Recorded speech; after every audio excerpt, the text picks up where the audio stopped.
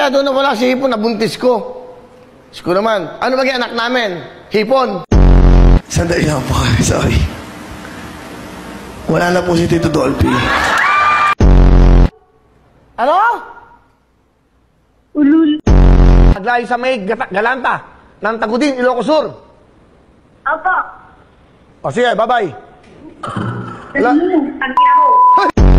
JC, bate, go! What's up? Wawawin! Asing camera. Lamay nga yun. Pare!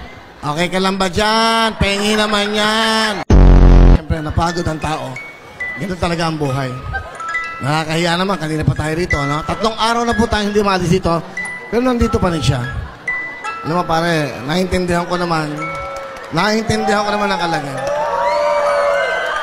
Please lang naman, nagpapahinga ang kaibigan natin.